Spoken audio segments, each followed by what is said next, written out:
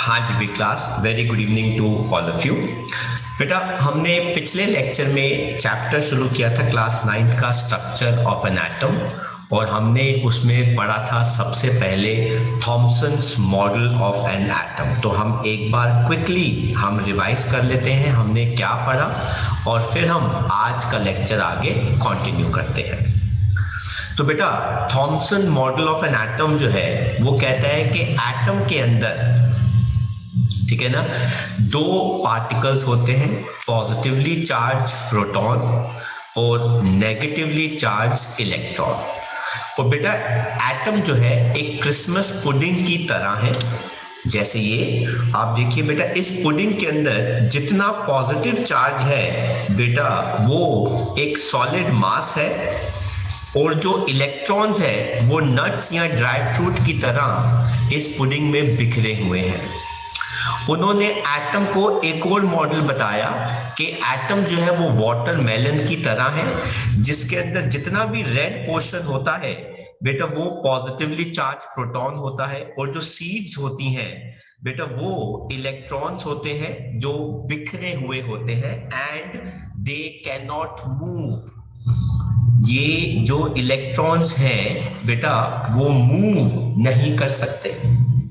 लेकिन Thompson model बिल्कुल गलत प्रूव हो गया जब रदरफोर्ड ने अपना बहुत ही फेमस एक्सपेरिमेंट किया, जिसको बेटा हम क्या कहते हैं, गोल्ड फॉयल एक्सपेरिमेंट।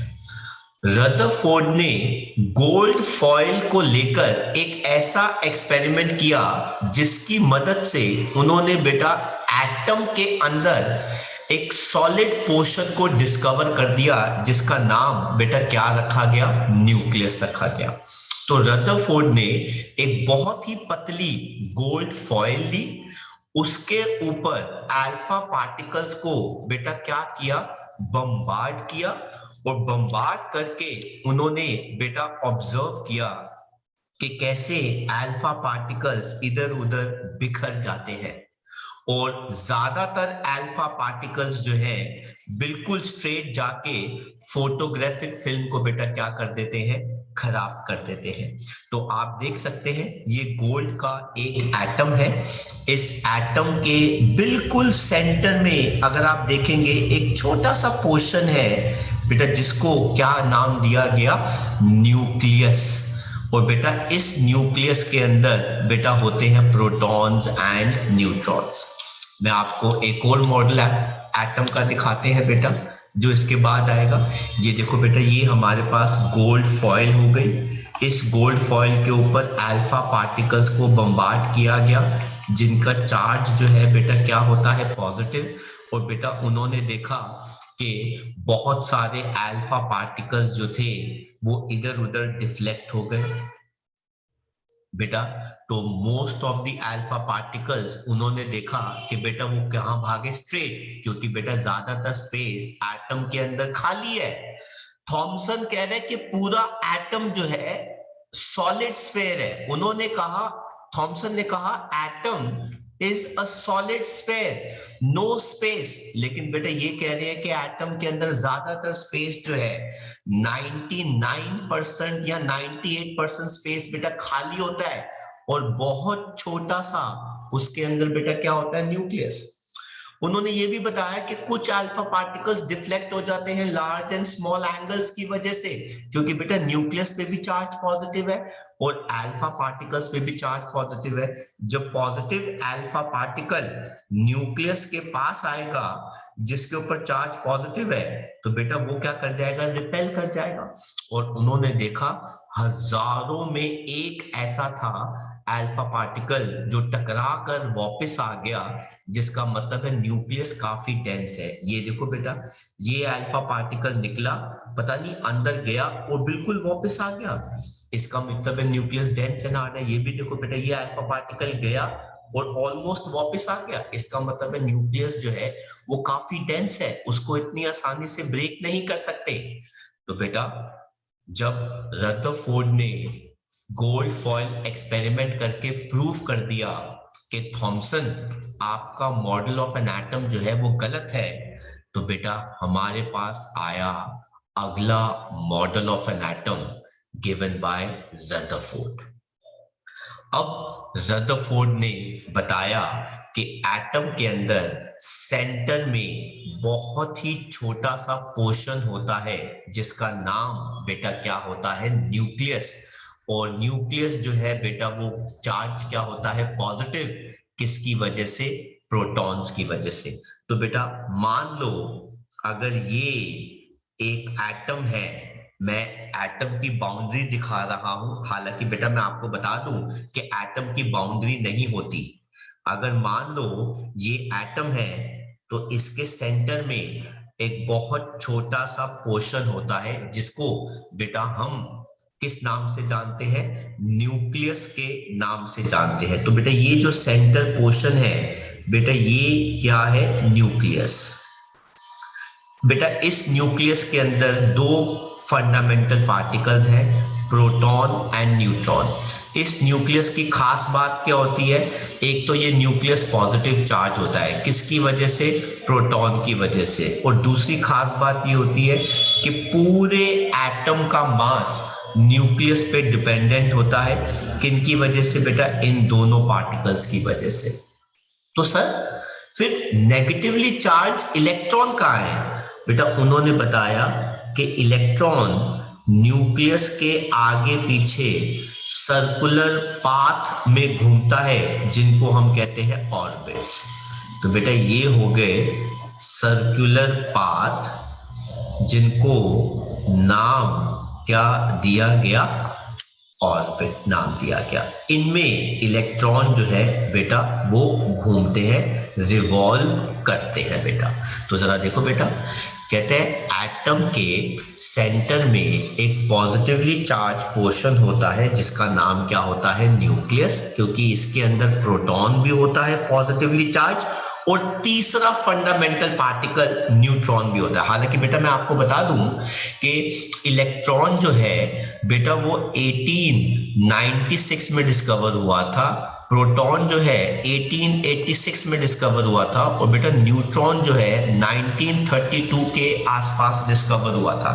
तो बेटा इससे पहले ही रदरफोर्ड का मॉडल आ गया था, लेकिन जब न्यूट्रॉन डिस्कवर हुआ था तो बेटा वो आराम से न्यूक्लियस के अंदर फिट बैठ गया बिना किसी को डिस्टर्ब किए। हम उसके बारे में भी अभी पढ़ेंगे, रिवाइज करेंगे, क्योंकि तो हम एक बार गो थ्रू कर रहे हैं। तो बेटा तीसरा फंडामेंटल पार्टिकल जो है इलेक्ट्रॉन, वो इस न्यूक्लियस के आगे पीछे बेटा रिवॉल्व करता है सर्कुलर पाथ और ऑर्बिट्स के अंदर। तो बेटा ये डायग्राम जो है हमने पढ़ा था बेटा, है ना। एक्चुअली में एटम बेटा ऐसे होता है, एटम को आप बाउंड्री नहीं दे सकते, पर बेटा छोटी क्लासेस में हम क्या करते हैं, एटम को एक बाउंड्री दे देते हैं, तो इट्स ओके, गलत नहीं है। और बेटा उसके अंदर आप देख सकते हो बेटा ये वाले जो पार्टिकल्स है ये प्रोटॉन हो गए जिन पे चार्ज पॉजिटिव होता है, जो व्हाइट कलर के पार्टिकल्स है वो न्यूट्रॉन होते हैं, उन पे बेटा कोई भी चार्ज नहीं होता, ये आपस में जुड़े हुए होते हैं। इमेजिन करो बहुत सारी टेनिस बॉल्स बेटा एक दूसरे के साथ जुड़ी हुई है, उसको बेटा हम न्यूक्लियस कहते हैं। और ये देखो बेटा ये हो गए इलेक्ट्रॉन के ऑर्बिट्स, है ना। ये देखो बेटा इलेक्ट्रॉन के ऑर्बिट्स है जो इसके आगे पीछे जो है बेटा वो घूमते हैं, इसके अंदर बेटा कौन होते हैं, इलेक्ट्रॉन्स। तो यहां पर हमारा दूसरा मॉडल ऑफ एन एटम आया, Rutherford's model of an atom. बड़ी मेहनत से रदरफोर्ड ने एक्सपेरिमेंट करके ये मॉडल दिया, और इस मॉडल के बाद हम आज की क्लास शुरू करते हैं रदरफोर्ड के मॉडल का ड्रॉबैक। मतलब रदरफोर्ड का जो मॉडल है वो भी बेटा क्या हो गया, गलत हो गया। कैसे गलत हो गया ये देखो बेटा। अब रदरफोर्ड कहते हैं कि एटम के सेंटर में बेटा क्या होता है, न्यूक्लियस, ठीक है। एटम के सेंटर में बेटा क्या है, न्यूक्लियस, और न्यूक्लियस पे चार्ज क्या है, पॉजिटिव, किसकी वजह से, प्रोटॉन्स की वजह से। और आप कह रहे हैं कि इलेक्ट्रॉन जो है वो इस न्यूक्लियस के आगे पीछे जो है वो घूम रहा है, है ना। ये देखो बेटा, ये इलेक्ट्रॉन जो है वो इस न्यूक्लियस के आगे पीछे जो है वो बेटा क्या कर रहा है, घूम रहा है। तो बेटा अगर न्यूक्लियस के आगे पीछे इलेक्ट्रॉन घूमेगा, आई रिपीट, अगर न्यूक्लियस के आगे पीछे नेगेटिव इलेक्ट्रॉन घूमेगा तो बेटा ये दोनों एक दूसरे को बेटा क्या करेंगे, अट्रैक्ट करेंगे। क्योंकि ये वाले इलेक्ट्रॉन के पास कौन सी एनर्जी है बेटा, काइनेटिक एनर्जी है। काइनेटिक एनर्जी के साथ कौन सी चीज जुड़ी होती है बेटा, वेलोसिटी जुड़ी होती है। अगर ये एक दूसरे को अट्रैक्ट करेंगे तो इलेक्ट्रॉन धीरे धीरे न्यूक्लियस के पास आएगा और एक टाइम ऐसा आ सकता है कि इलेक्ट्रॉन न्यूक्लियस के अंदर गिर जाए। और अगर इलेक्ट्रॉन न्यूक्लियस के अंदर गिर गया, एटम जो है बेटा वो क्या हो जाएगा, कोलैप्स। अब देखो बेटा, अकॉर्डिंग टू रदरफोर्ड, इलेक्ट्रॉन बेटा क्या करता है, possesses kinetic energy and move किसके आगे पीछे, around nucleus. Electrons possess negative charge and nucleus बेटा क्या possess करता है, possesses positive charge। therefore अगर इलेक्ट्रॉन moves बेटा it will क्या करेगा बेटा, lose energy, है ना बेटा। कोई भी चीज अगर मूव करती है तो बेटा वो एनर्जी क्या करेगी, लूज करेगी। अच्छा आप देखो बेटा कैसे, आपको बोला जाएगा बेटा भागो, तो जब आप बहुत जोर से भागोगे, फास्ट भागोगे, थोड़ी देर के बाद आप थक जाओगे। सर क्यों थक जाएंगे, क्योंकि आप एनर्जी लूज करोगे, है ना। तो if electron moves it will lose energy, hence it will get attracted towards nucleus and finally will fall into nucleus and atom बेटा क्या कर जाएगा, will collapse। तो ऐसे में फाइनली बेटा क्या हो जाएगा, एटम जो है वो क्या कर जाएगा बेटा, कोलैप्स कर जाएगा। ठीक है बेटा। तो कॉन्सेप्ट बेटा क्या कह रहा है, कॉन्सेप्ट ये कह रहा है कि अगर कोई भी पार्टिकल किसी भी चीज के आगे पीछे बेटा घूमता है तो बेटा वो पार्टिकल क्या पोजेस करता है, वेलोसिटी। और वेलोसिटी की वजह से बेटा कौन सी एनर्जी आती है बेटा, काइनेटिक एनर्जी आती है। अगर ये इलेक्ट्रॉन इस न्यूक्लियस के आगे पीछे घूमता है तो बेटा ये एनर्जी लूज करेगा, जिसकी वजह से इलेक्ट्रॉन बेटा न्यूक्लियस की तरफ अट्रैक्ट होगा और एक टाइम ऐसा आएगा कि ये अट्रैक्ट होते होते होते होते होते होते बेटा न्यूक्लियस के अंदर क्या कर जाएगा बेटा, गिर जाएगा। अगर इलेक्ट्रॉन बेटा न्यूक्लियस के अंदर गिर गया तो बेटा एटम क्या हो जाएगा, कोलैप्स हो जाएगा। और ये बिल्कुल सही बात थी, है ना। रदरफोर्ड्स मॉडल बिल्कुल सही था कि बेटा अगर ऐसे ही इलेक्ट्रॉन, जैसे रदरफोर्ड कह रहे हैं कि इलेक्ट्रॉन ऐसे ऐसे न्यूक्लियस के आगे पीछे घूमता है तो वो एक दिन बेटा क्या कर जाएगा, न्यूक्लियस में गिर जाएगा। अब जरा देखो बेटा इसको, वो कहते हैं कि रदरफोर्ड एटम के स्टेबिलिटी को एक्सप्लेन नहीं कर पाए। सर वो कैसे, वो कहते हैं अकॉर्डिंग टू सेम थ्योरी, अगर नेगेटिवली चार्ज पार्टिकल मतलब इलेक्ट्रॉन न्यूक्लियस के आगे पीछे मूव करता है तो उसको एनर्जी लूज करनी पड़ेगी।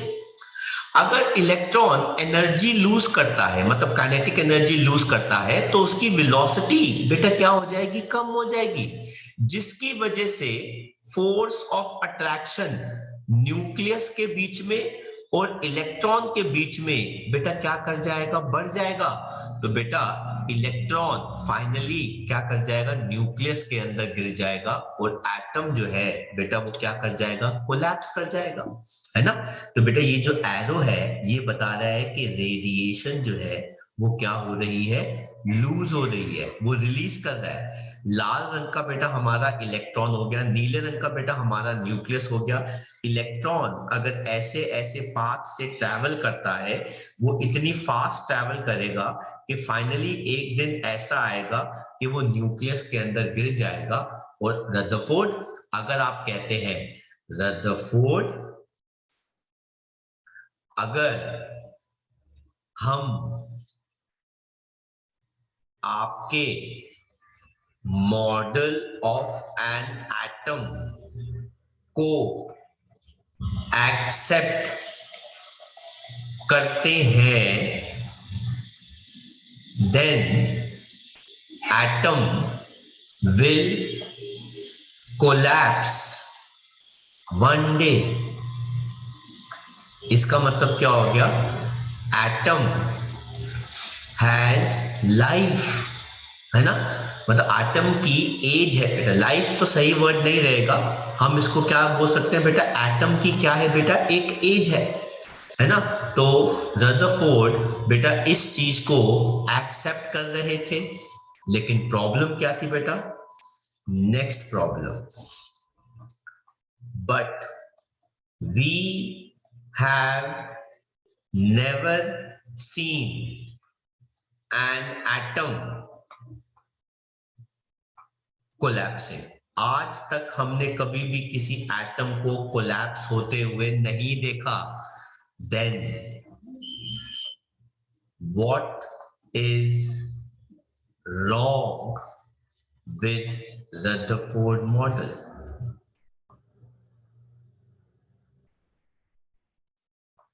एक तरफ हम कह रहे हैं कि रदरफोर्ड का मॉडल ऑफ एन एटम क्या कर जाएगा बेटा, कोलैप्स कर जाएगा। अगर रदरफोर्ड कहते हैं एटम की हालात ऐसे रहेंगे। दूसरी तरफ हम ये देखते हैं कि एटम कभी भी हमने कोलैप्स होते हुए नहीं देखा। तो बेटा प्रॉब्लम कहां पर है, क्या है कि एटम जो है वो कोलैप्स नहीं हो रहा। हाँ जी बच्चों, अब देखो बेटा इसका एक्सप्लेनेशन क्या है। इसका एक्सप्लेनेशन जो है बेटा, रदरफोर्ड का मॉडल जो है वो गलत क्यों है, वो दिया नील बोर।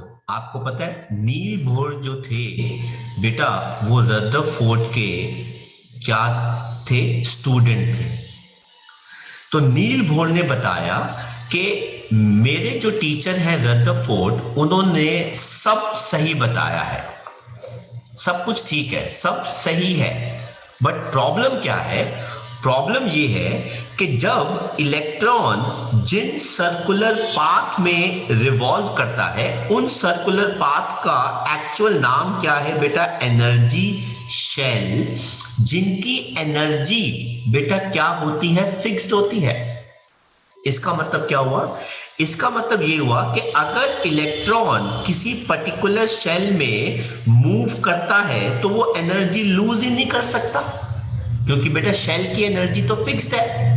तो इसका मतलब ये हो गया कि इलेक्ट्रॉन की एनर्जी या उसकी काइनेटिक एनर्जी या उसकी वेलोसिटी जो है बेटा वो क्या रहनी चाहिए, सेम रहनी चाहिए। इस वजह से इलेक्ट्रॉन कभी भी न्यूक्लियस के अंदर नहीं गिरता और एटम जो है वो कभी भी कोलैप्स नहीं होता, क्योंकि मैंने बताया ना, हमने आज तक कभी भी किसी एटम को कोलैप्स होते हुए नहीं देखा। तो बेटा हमारे पास यहां पर नई चीज बेटा क्या आ गई, नई चीज आई कि जो ऑर्बिट्स थे, है ना, उन ऑर्बिट्स का एक्चुअली में नाम क्या है, फिक्स्ड एनर्जी शेल। इनको हम क्या कहते हैं, डिस्क्रीट एनर्जी शेल।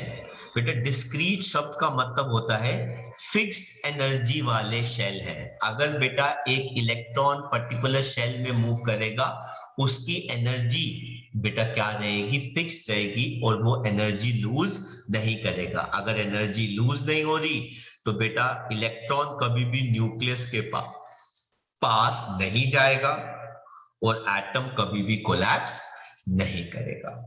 तो दिस वाज द एक्सप्लेनेशन जो किसने बताया, नील बोर ने, जो रदरफोर्ड के ही बेटा क्या थे, स्टूडेंट थे।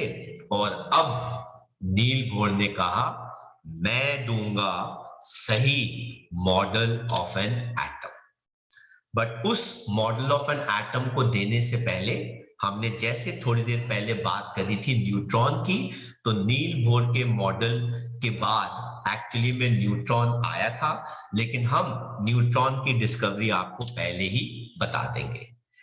जेम्स चैडविक साइंटिस्ट थे जिन्होंने 1932 के अंदर तीसरा फंडामेंटल पार्टिकल जो था बेटा न्यूट्रॉन डिस्कवर किया था। उन्होंने बताया कि न्यूट्रॉन जो है वो न्यूक्लियस के अंदर होता है, इसके ऊपर कोई चार्ज नहीं होता। बेटा बेटा ये स्पेलिंग रॉन्ग है, इट शुड बी चार्ज, ये न्यूट्रल होता है, लेकिन इसका मास जो है वो प्रोटॉन के मास के बराबर होता है। तो बेटा न्यूट्रॉन की तीन खास बात होती है। पहली, ये कहां पे होता है, इनसाइड न्यूक्लियस। दूसरी खास बात क्या है, न्यूट्रॉन पे कोई भी चार्ज नहीं होता।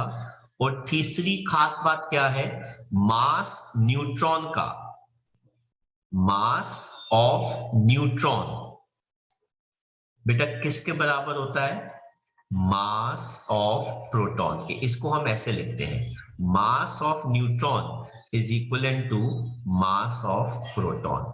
तो बेटा ये तीन चीजें न्यूट्रॉन के बारे में आप याद रखना। ये डिस्कवर कैसे हुआ था मैं आपको अभी थोड़ा सा इसके बारे में भी बताऊंगा, पर फिलहाल आप ये तीन चीजें न्यूट्रॉन के बारे में कॉपी कर लीजिए। बेटा देखते हैं न्यूट्रॉन कैसे डिस्कवर हुआ था।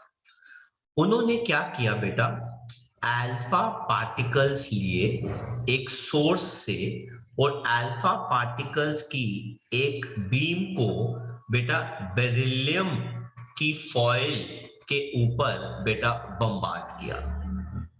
क्या किया, बम्बार्ड किया। जब उन्होंने बम्बार्ड किया बेरिलियम के ऊपर, तो बेटा एक और पार्टिकल निकला। वो क्या था बेटा, न्यूट्रॉन, जो पैराफिन वैक्स की बेटा एक फिल्म थी उसके ऊपर उन्होंने ऑब्टेन कर लिए। तो बेटा पैराफिन वैक्स ने न्यूट्रॉन्स को रोक लिया। इन्होंने क्या कर लिया, स्टॉप न्यूट्रॉन, लेकिन लेट गो प्रोटॉन। और डिटेक्टर से हमें पता लग गया कि भाई एक और फंडामेंटल पार्टिकल है जिसका नाम क्या है, न्यूट्रॉन। अब देखो बेटा, इलेक्ट्रॉन को हम ऐसे रिप्रेजेंट करते हैं, प्रोटॉन को हम ऐसे रिप्रेजेंट करते हैं, और न्यूट्रॉन को हम ऐसे रिप्रेजेंट करते हैं। तो तीनों फंडामेंटल पार्टिकल्स का बेटा रिप्रेजेंटेशन मैंने आपको यहां पर दे दिया, और आप इसको लिख भी सकते हैं कैसे, मैं आपको बड़ी सिंपल लैंग्वेज में बता देता हूं। When alpha particles were bombarded over beryllium atom foil, then third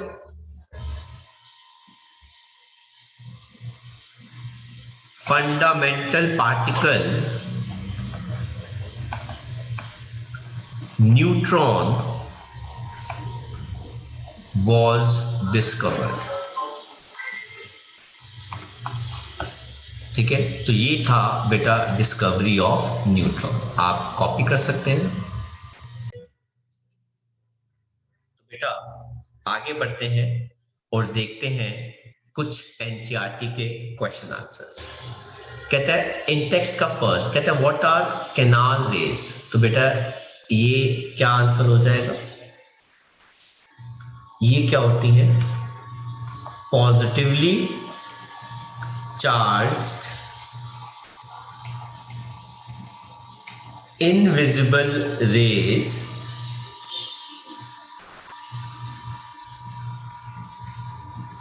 emitted by anode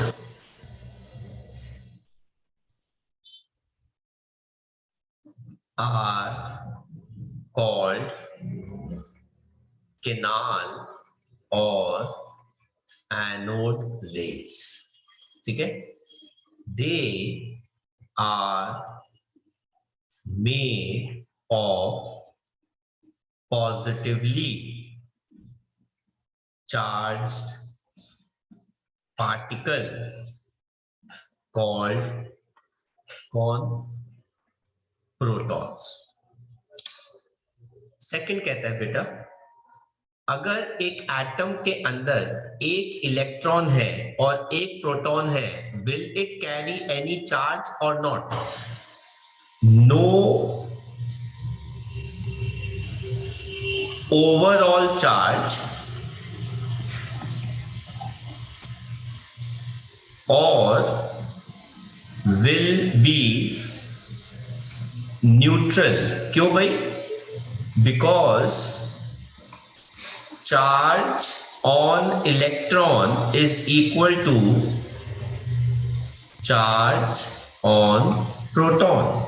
तो वो दोनों का क्या होगा बेटा? बराबर होगा. Third question, on the basis of Thomson's model atom का explain how atom is neutral as a whole. तो बेटा, according to Thomson, the amount of charge on electron and proton and number of electron and proton are same, hence atom is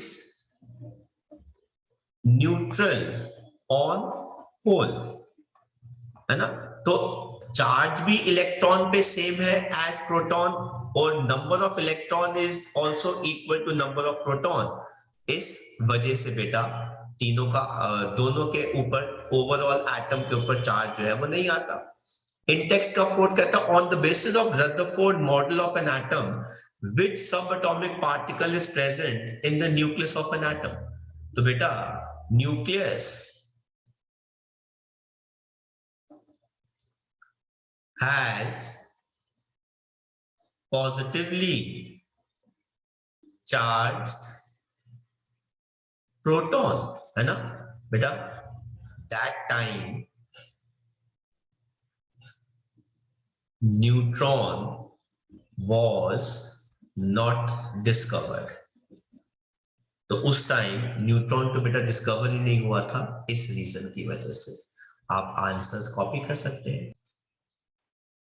let's see बेटा next question. कहते हैं इन text का 5 कहते हैं draw a sketch Bohr model का atom जिसके अंदर बेटा 3 शेल्स हो. तो बेटा मैं आपको ड्रॉ करके बता देता हूं. हालांकि बेटा अभी हमने बोर मॉडल जो है वो किया नहीं है. तो बेटा ये क्वेश्चन जो है वो हमारे पास पहले आ गया. ये देखो बेटा, ये हो गया न्यूक्लियस,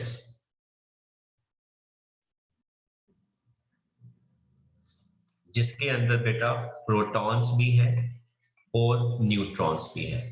और ये बेटा हमारे पास हो गई एटम की बाउंड्री. तो बेटा इसमें मुझे 3 शेल्स ड्रॉ करने हैं. तो बेटा वो जो 3 शेल्स हैं मैं आपको ड्रॉ करके बता रहा हूं. ये पहला शेल हो गया, ये दूसरा शेल हो गया, ये तीसरा शेल हो गया. तो पहले शेल को बेटा हम क्या कहते हैं? के. दूसरा शेल जो होता है बेटा L. तीसरा क्या होता है बेटा M. तो 1, 2 या फिर 3 कह सकते हैं. और मैंने इलेक्ट्रॉन जो है आपको ड्रॉ करके दिखा दिया. सिंपल.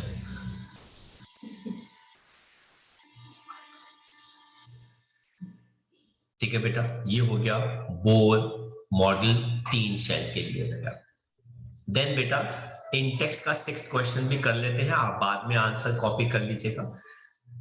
कहते हैं ये 5th क्वेश्चन हो गया, what do you think would be observation अगर alpha particle scattering experiment is carried out using a foil of a metal other than gold. कहता अगर हम गोल्ड के अलावा कोई और फॉयल लेते तो क्या प्रॉब्लम हो सकती थी बेटा।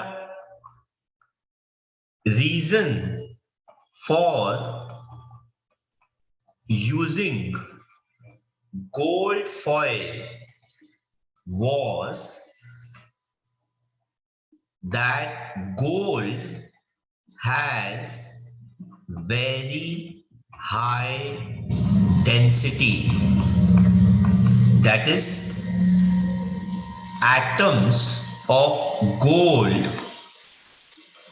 are tightly packed। ठीक है, if any other metal was taken, then due to its less density, the observation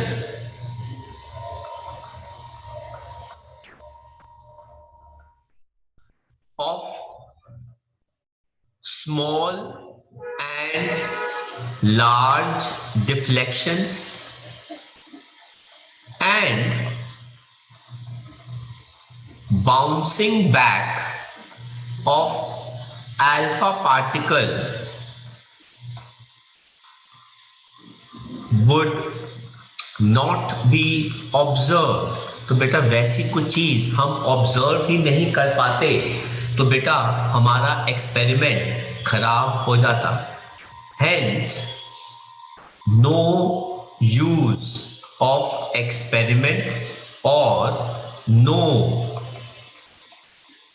discovery of nucleus. तो उस वजह से ना तो न्यूक्लियस डिस्कवर कर पाते, ना ही रदरफोर्ड का बेटा मॉडल हमारे पास आ पाता।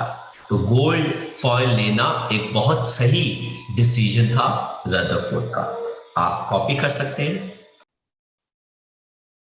ठीक है बेटा, तो आगे देखते हैं हमारा जो third model of an atom है जिसका नाम है बेटा Bohr's model of an atom. And mark कीजिए वेरी वेरी वेरी इंपॉर्टेंट। जैसा कि बेटा आपको मैंने बता ही दिया कि रदरफोर्ड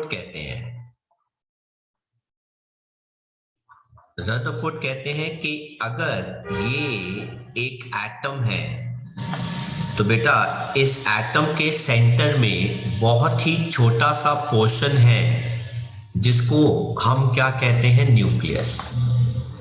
इस न्यूक्लियस के अंदर बेटा प्रोटॉन्स है और बेटा कौन है, न्यूट्रॉन्स। तो बेटा बोर क्या कहते हैं इसके बारे में, बोर भी कहते हैं कि एक एटम होता है, उस एटम के सेंटर में बहुत छोटा सा पोर्शन होता है जिसका नाम क्या होता है बेटा, न्यूक्लियस। इस न्यूक्लियस के अंदर प्रोटॉन भी है और बेटा क्या है, न्यूट्रॉन भी है। इससे न्यूक्लियस की दो खास बात पता चलती है, एक न्यूक्लियस पे चार्ज क्या है, पॉजिटिव। दूसरा न्यूक्लियस बेटा क्या कैरी करता है, मास। ये तो बेटा रदरफोर्ड भी कहते हैं कि न्यूक्लियस पे चार्ज क्या होता है बेटा, पॉजिटिव, और न्यूक्लियस जो है बेटा पूरे एटम का बेटा क्या कैरी करता है, मास कैरी करता है। लेकिन डिफरेंस कहां आता है, डिफरेंस आता है रदरफोर्ड कहते हैं कि न्यूक्लियस के आगे पीछे बेटा क्या होते हैं, सर्कुलर पाथ, जिनका नाम बेटा क्या होता है, ऑर्बिट्स। तो इनको हम क्या कहते हैं बेटा, सर्कुलर पाथ, जिनका नाम बेटा क्या होता है, ऑर्बिट। ठीक है, जहां पर इलेक्ट्रॉन जो है बेटा वो मूव करता है, जहां पर इलेक्ट्रॉन जो है बेटा क्या करता है, मूव करता है। Electron moves in these circular orbits. ठीक है, क्या? With kinetic energy. लेकिन बेटा बोर का क्या कहना है कि इलेक्ट्रॉन जो होते हैं वो इन सर्कुलर पाथ्स में नहीं, इन्हीं सर्कुलर पाथ्स को एक नया नाम दिया गया बेटा, जो क्या होता है? Energy shells. बेटा ये एनर्जी शेल्स जो है बेटा वो क्या होते हैं? डिस्क्रीट। डिस्क्रीट का शब्द का बेटा मतलब क्या होता है? फिक्स्ड एनर्जी शेल वाले बेटा ये होते हैं। इनके अंदर इलेक्ट्रॉन जो है बेटा वो क्या करते हैं? मूव करते हैं। जैसे यहां पर सर्कुलर पाथ में इलेक्ट्रॉन मूव कर रहा है, तो बेटा बोर के केस में इलेक्ट्रॉन जो है वो एनर्जी शेल्स में मूव कर रहा है। और मैं आपको एक और बड़ी इंटरेस्टिंग चीज बताता हूं। जब बोर ने इन एनर्जी शेल्स को बेटा डिस्कवर किया, तो उन्होंने सबसे पहले शेल का नाम रखा फर्स्ट शेल, है ना। सबसे पहले शेल का नाम क्या रखा बेटा? के। उसके बाद वाले का नाम रखा एल, फिर नाम रखा एम, फिर नाम रखा एन, एंड सो ऑन। तो लोगों ने पूछा, ये मैं बड़ी इंटरेस्टिंग बात बता रहा हूं, शायद बहुत सारे लोगों को इसके बारे में पता भी नहीं है। तो लोगों ने पूछा कि आपने बोर ऐसे नाम क्यों रखा, के एल एम एन? क्योंकि बेटा वो कहते कि ए नाम क्यों नहीं रखा या फर्स्ट शेल नाम क्यों नहीं रखा? तो बेटा बोर ने बताया कि हो सकता है कल कोई और साइंटिस्ट न्यूक्लियस के बाद और के शेल से पहले कोई और शेल डिस्कवर कर देगा, तो उसको नेमिंग करने में बेटा काफी आसानी रहेगी। मतलब he was in a doubt कि कोई और साइंटिस्ट जो है वो के से पहले कोई शेल डिस्कवर ना कर दे, और अगर वो कर देगा तो बेटा अगर वो भी कर देंगे या कोई और कर देगा तो उनको प्लेसमेंट में, नंबरिंग में आसानी रहेगी। लेकिन थोड़े टाइम के बाद बोर ने खुद ही बता दिया कि के शेल ही सबसे पहला शेल होता है, इससे पहले कोई शेल एग्जिस्ट ही नहीं कर सकता। तब numbering I first, second, third, fourth and so on. और बेटा शेल को हम किस नंबरिंग से जानते हैं? छोटे एन से। ये हो गया बेटा फर्स्ट शेल, ये हो गया बेटा सेकंड शेल, ये हो गया बेटा थर्ड शेल, ये हो गया बेटा fourth shell and so on बेटा। तो इतना जबरदस्त बोर मॉडल था। उन्होंने रदरफोर्ड के मॉडल की भी कमियों को दूर कर दिया, प्लस और भी चीजों को बेटा काफी अच्छे से क्या कर दिया? एक्सप्लेन कर दिया। तो सिर्फ यही फर्क था कि बोर ने कहा कि इलेक्ट्रॉन जिन ऑर्बिट्स में सर्कुलर पाथ में मूव करते हैं उनको हम कहते हैं डिस्क्रीट एनर्जी शेल। डिस्क्रीट का मतलब होता है बेटा इन शेल्स की एनर्जी फिक्स्ड होती है, तभी तो, है ना, इन शेल्स की एनर्जी फिक्स्ड होती है, देयरफॉर इलेक्ट्रॉन एनर्जी लूज नहीं करते, है ना। और वो उसी शेल में मूव करते रहेंगे, करते रहेंगे, करते रहेंगे, करते रहेंगे, फॉरएवर करते रहते हैं। और जब उन्होंने देखा कि भाई ये पहला शेल है, उसका नाम रखा गया के, ठीक है। इस रीजन की वजह से कल को अगर वो कोई और नया शेल डिस्कवर कर देते हैं के से पहले, तो बेटा उनको वो अल्फाबेटिकली अच्छे से क्या कर सके? अरेंज कर सके। लेकिन जब उनको पता लगा कि के से पहले कोई शेल आ ही नहीं सकता, तो बेटा इसलिए उन्होंने बाद में नंबरिंग शुरू करा और के शेल को नंबरिंग दिया एज फर्स्ट शेल। तो बेटा आप ये मॉडल दोनों कंपैरिजन में कॉपी कर सकते हैं, फिर मैं आपको बोर मॉडल डिटेल में बताता हूं।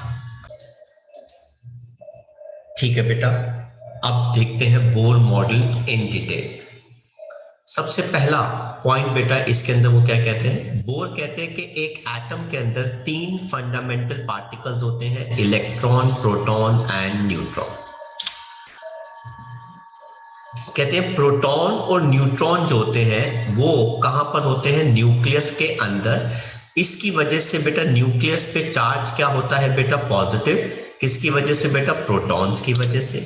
और वो इसके बारे में ये भी कहते हैं कि पूरे एटम का जो मास होता है वो किस पे डिपेंडेंट होता है, न्यूक्लियस पे। क्योंकि मास जो होता है बेटा वो प्रोटॉन और न्यूट्रॉन ही कैरी करते हैं।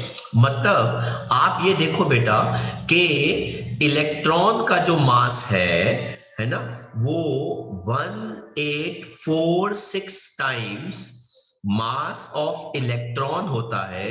और बेटा प्रोटॉन का मास न्यूट्रॉन का मास जो है वो बराबर है। तो बेटा मतलब कोई ऐसी चीज जो 2000 टाइम्स छोटी है, कौन बेटा, इलेक्ट्रॉन।